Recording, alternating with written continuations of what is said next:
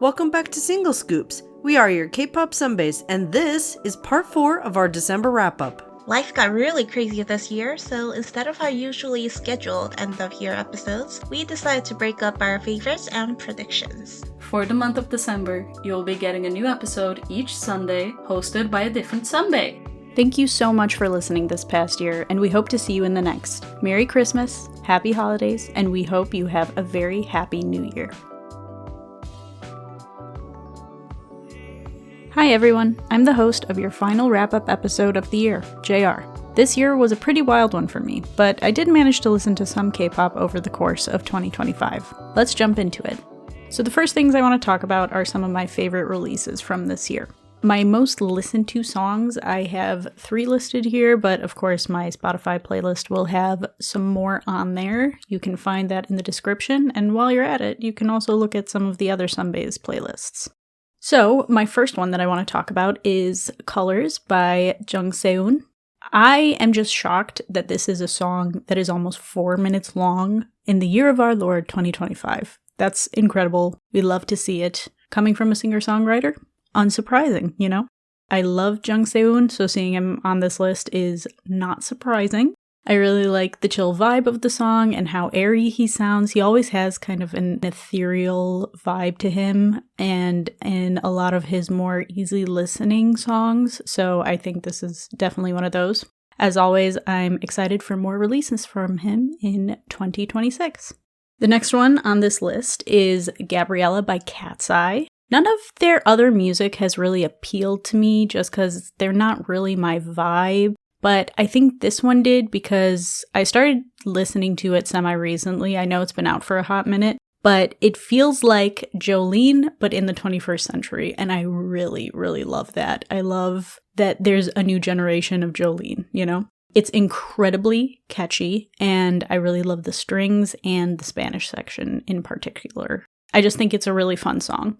The final song I want to talk about is Good Goodbye by Hwasa. This is easily my favorite song of the year, and it's also the most recent release, coming out on October 15th. This one was a bit of a sleeper hit. It came out and did fine on the charts, but it wasn't actually until November 20th that it really blew up. For those of you that don't know, this was due to her performance at the Blue Dragon Film Awards, where she performed the song and the actor who appeared in the music video with her made an appearance on stage with her and did like the little bit, and it was really cute. She had been doing a little bit of a performance with this song on music shows, and this was kind of an extension of that, and the clip went majorly viral and made its rounds across social media, and that's how it really got boosted. I know some people don't like it when you compare one artist to another, so forgive me if that's one of you, but I feel like it kind of has an IU vibe, an artist that we all know that I love. I have said this time and time and again, but especially with the breathiness of a lot of the parts of the song, I feel like you can hear IU in some of that. And that's not to say that I think Hwasa copied IU in any way, shape, or form, but I do know this is a bit of a deviance from Hwasa's previous work and also just her image in general. This is a much softer vibe, I would say. And I think she does it very well, you know? I think that it is a very beautiful song. I think it showcases her voice really well. I think that the styling is really nice. And I also want to point out how great the music video is. It's incredibly simple and to the point, but it had really beautiful colors and saturation. And I loved her wardrobe in it. I thought it was very flattering, very pretty, and in general, just a really solid release. 100% my favorite. Constantly playing in my head. Love it so much. I think I'm a Hwasa fangirl now. So with those specifics out of the way, I do want to mention that in general, this was actually a pretty girl group heavy year for me. I also really liked Twice's This Is For and La Seraphim's Spaghetti. I think Spaghetti is so catchy and the dance is really fun as well. I do also want to mention that this is not a girl group, but Quartus also popped up a few times. I think I'm pronouncing that right, but I'm not sure. There were a few songs of theirs that I really liked that kept on popping up. And finally, Hollywood Action by Boy Next Door was also a recurring listen of mine. I really like Boy Next Door's vibe. I think given that they are Zico's group, their sound makes a lot of sense, and I think they do it really well. So, moving along to my next section, I want to talk about groups/songs/albums that I was listening to in 2025 that were from other years. So the first one that I want to highlight is Draw the Line by 1415. I don't actually know how to pronounce that. I've only ever seen the numbers. I have not seen it in Korean, so if I am wrong, forgive me. But this song is from 2021, and this was actually my first time coming across this duo, but I really like them. They're very chill, they have a lovely voice. Overall, I love a good, easy listening type thing, so this was right up my alley, unsurprisingly. Also, the colors in the album art are satisfying to me. I think the peach and the hunter green combo are not something you typically see a lot of. So every time the song came up on my Spotify, I just find myself looking at the cover art and being like, I like that. I think that works. You know, very simple cover art, just like, I think it's a table with 2 chairs. I've looked at it enough to know exactly what it looks like, but I cannot tell you right now. But yeah, 1415 will be looking at more of their stuff. I don't believe they've actually released anything since 2021. I could be wrong. So moving on to my next pick, Seen by Rad Museum came out in 2017. So we are actually coming up on its 10th anniversary. Not quite, but we're getting close. And that is crazy to me. But this is an album I will always come back to. It is such a solid debut. And I just wish that I liked his more recent stuff as much as this release, because I've listened to it, but none of it really, stood out to me, or I don't know. Maybe I need to listen to it more, but I've not been drawn to it like I was to Seen when it came out, and still am drawn to it almost 10 years later. I don't think I've actually ever gone too deep into the album itself, which is wild to me, but I know I have touched on the song Dancing in the Rain, which was the big one, I think, when the album came out. I won't spend too much time on it here, maybe in another single scoop in the future, but I'll just list a couple of my favorites. Definitely check out Over the Fence, I believe that's the first track on the album, and Woman. But really, it's only 7 tracks long, so I suggest you just listen to the whole thing. It's a lovely, lovely EP. Highly recommend. Okay, next on the docket, I want to talk about my K-pop album of the year, and that would have to be the K-pop Demon Hunter soundtrack. This is another one I won't go too deep into because we'll eventually do a dedicated episode to the entire soundtrack, but I had to mention it because this was easily my most played and most listened to K-pop album in 2025. EJ is such an incredible talent, and I'm so glad she's gotten her due with the absolute explosion of this movie and album. I can't wait to talk about this with the rest of the Sunbaes because I have a lot to say, but I think I will go out on a limb here and say that What It Sounds Like is probably my favorite track. We'll see if that changes by the time the OST single scoop is released, but for now, that's what I'm going with. Okay, I'm going to shift gears a little bit. We typically talk a little bit about our non-K-pop music of the year very briefly, and unfortunately, I did listen to a lot more non-K-pop this year than in past years, even probably last year, but, I've mentioned it before, it was a very, very wild year for me. Just a lot happened, and I went back to a lot of, I guess, my comfort music. And some of that is K-pop, of course, Seen by Rad Museum being one of them. But imagine my surprise when I opened my Spotify Wrapped this year and saw that my album of the year and my top 5 songs of the year were the first 5 tracks of the Lord of the Rings soundtrack. And that being the Fellowship of the Ring in particular. The numbers on my Spotify are not even actually accurate because I listened to a compilation of all 3 of the movie's soundtracks on YouTube because I'm lazy, and really I should just make a playlist with all of the movies on my Spotify, but I haven't done that. There's just one YouTube video that has all of them, and I listen to it probably daily. It is most definitely my favorite thing to have in the background. That being said, the reason for this is I'm finally in my last year of college. It has been a long time coming, and spring will be my final semester, so I'm very happy about that. But this year in particular, I was studying a lot. I was finishing up a lot of my core classes, and I don't know if I've ever said this before, but I'm an English major, unsurprising. And Lord of the Rings is my go-to studying background music, so I have listened to it a lot. Not just in this past year, but probably the most of all time ever. Like, going years back, I just listened to it so much. I could go on forever about the score, because it's my favorite movie series and my favorite music of all time, but this is unfortunately not the avenue for that in particular. I'm just a really big Howard Shore fan. He's the composer of the Lord of the Rings score, and according to Spotify, I'm in the 0.2% Howard Shore fans of the world, but this is likely even higher, as I explained before, because I listen to it way more elsewhere. So, there's that.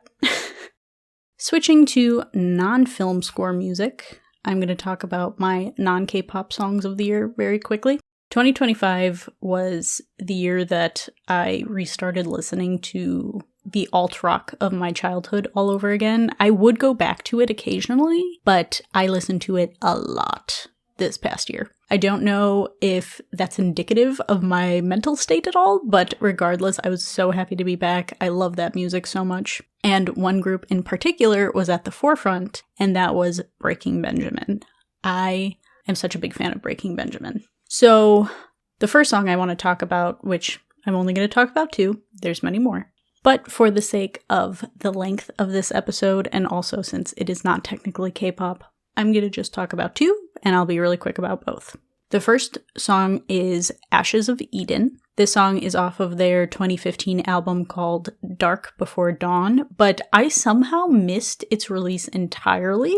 I don't know how that was possible. I only actually listened to this album within like the past 5 years. And this song, Ashes of Eden, it's so angsty and I love that so much. It's kind of like a slow burn in that it takes a little bit to build up, but that's fine because the song is almost 5 minutes long. That's another thing I really like about this genre. I mean, not this genre in specific, a lot of genres do this, but it has a lot of longer songs in it, you know? And I think that 2-minute songs are okay. Some of them, you know, they have their place, but sometimes I want to listen to something for longer than 2 minutes, you know? So having longer songs like this, I really love. Looking at the lyrics of Ashes of Eden again, I'm seeing a bit of like a religious undertone, and maybe that's why this one stood out to me. Although Angels Fall off this album is also a good one. Not that it is religious, but I do want to say that other songs on the album stood out to me. Regardless, you can, of course, derive your own meaning from a lot of these groups' music. Alternative rock tends to be one of the ones where they very heavily lean into you derive your own meaning. You know, like you figure out what this song means to you. We're not necessarily going to tell you what it means. And again, I know a lot of other genres do that, so I'm not saying they're special in that way, but I think a lot of alternative rock in particular is purposely vague with their music so that you can kind of insert yourself into the songs and, you know, see where you come out from there. Finally, I want to talk about Anthem of the Angels. This was another song of theirs that was on repeat, and it's from their 2009 album Dear Agony, which I'm sure if you are at all in this, you know, sphere, you know the song Dear Agony. It's a very, very popular one.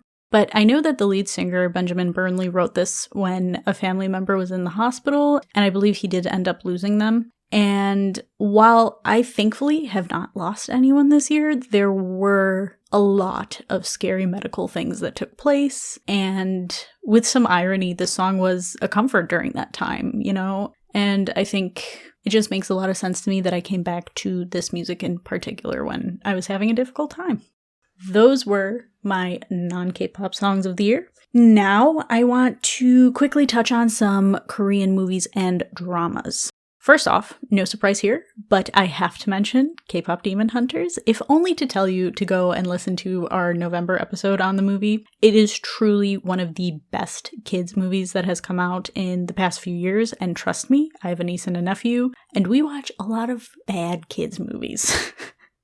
This one is truly top-notch. When I saw the trailer for the film prior to it coming out, I knew I would like it, I just didn't know how much I'd like it. I recommend it to people who don't have kids and people who don't like K-pop alike, And it's just a really good movie, and I highly recommend seeing it if you have not yet. Moving on, I'm going to talk about the K-drama When Life Gives You Tangerines. I mentioned this show actually in my wrap-up section last year, so I was very hyped for it. I unfortunately have not finished it yet because I'm watching it with my boyfriend, and like I said, this year has been crazy. Watching anything, entertainment in general kind of went on the wayside for me, which is why a lot of this is just really sparse.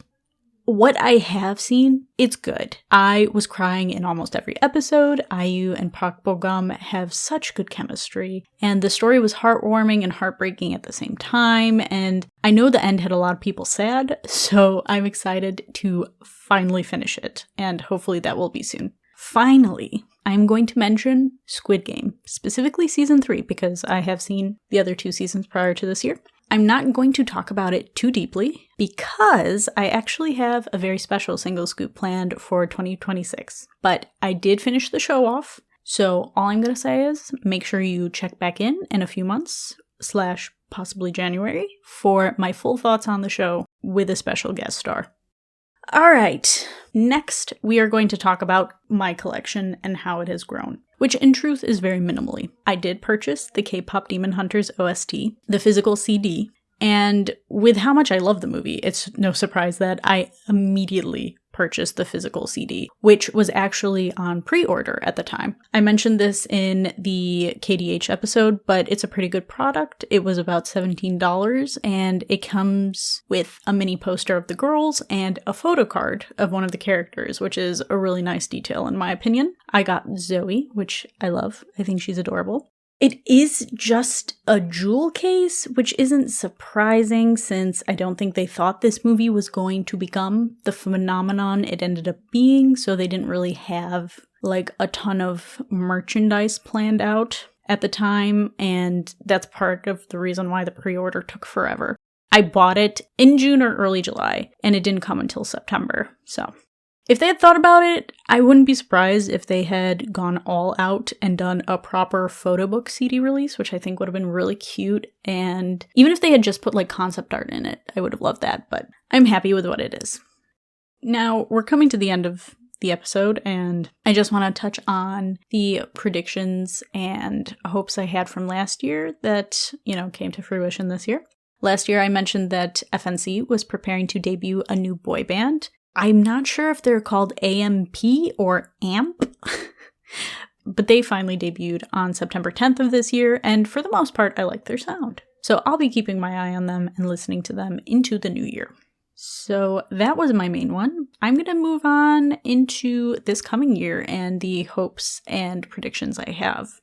First off, Pentagon has been kind of fractured for the past few years. I don't think certain members talk to each other anymore, given some of the things I've seen online, which is very sad to me. And I believe Shinwon is the only member still at Cube Entertainment. 5 of them left all at once, and then slowly people followed after that, So that being said, 2026 will be their 10-year anniversary, and I really, really hope they come together to celebrate it. When a bunch of the members left in 2023, the company was clear that the group would not be disbanding, but understandably, each member has been doing solo work since then, so it's really just we have to wait and see what they're going to do with that. I feel like Cube is not to be trusted, as we have seen in the past with, even Pentagon-related stuff, but, you can talk about any of the groups really under Cube and be well, that was their fault. That was Cube's fault, and that is why we are here now. So we will see what 2026 brings,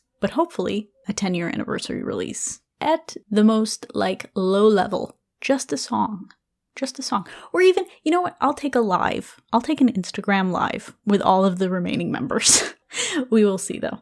Next, I want to talk about another artist that I miss dearly, and that is Sam Kim. I've discussed him kind of at length before, I think. He has 2 releases, but it has been years since he released his own music long form. He continues to work with other artists, writing, producing, featuring, but I would love to hear a full release from him. He left Antenna back in 2024, which was a company he'd been with for 10 years, and he signed on with veteran singer Park Hyo-shin's company, but that was over a year ago, and I have yet to see anything substantial from them about Sam. Sam is not really active on his Instagram anymore either. I loved his Instagram lives, but it's been a really long time since he's done one of those as far as I'm aware. Both Sam and his company posted for his 9th debut anniversary, so again, hopefully a 10-year anniversary release is in the works for Sam Kim as well, but we will see. Finally, the main K-drama that I'm looking forward to in 2026 is the 3rd installment of Yumi Cells. The first installment came out in 2021, and then the following year, the second one came out. So it'll be about 4 years when the next one finally drops, and I am so excited. I've been waiting for this for so long.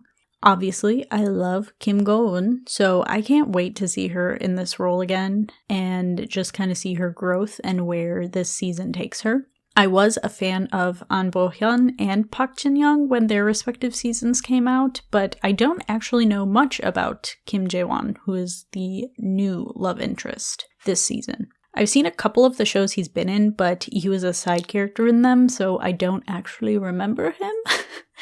But he looks like he'll do a fine job. I saw some stills from set, and that's supposed to come out in the first half of 2026, so soon. Overall, I just hope the show wraps up the story well. I haven't read the webtoon because it's literally over 500 chapters, and I don't want to spend the money on coins or whatever all those comic apps currency ends up being. It just would be way too expensive, and I'm not willing to do that right now. But because of that, I really have no clue what direction the story is going in, which is pretty exciting in my opinion. So I'm excited for that, and maybe I'll do an episode on it next year. We'll see.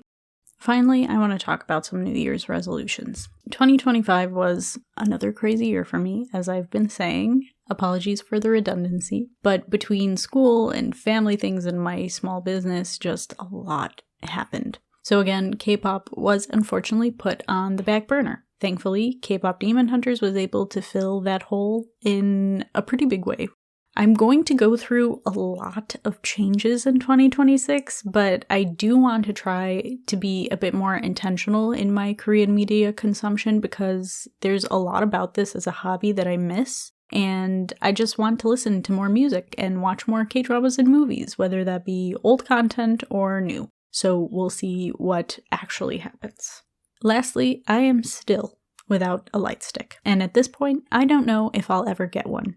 I might just bite the bullet and get End Flyings because they are my ride or die. And I've been with them for a very long time and they're still active. So maybe I'll just go ahead and get one of those. I'll have an update next year, so stay tuned. 2025 was a year. And for the most part, I'm kind of glad it's coming to an end. That being said, I'm hopeful and really looking forward to 2026. Thank you all for sticking with us, and I hope you continue to support us by listening to the show. 2026 will be similar to 2025 setup, but we will actually have a lot more collab episodes between the four of us, so those will definitely be something to look forward to. Again, I am so appreciative of you all. Stay healthy and safe, everyone. Also, Happy New Year. Thank you for listening. If you enjoyed the episode, then please make sure to rate, subscribe, follow, and tell your friends about us. If you want to interact with us or just see more of our content, then you can follow the links in the description to our website and social media platforms. More single scoops are coming your way in 2026. Thanks, everyone. Bye.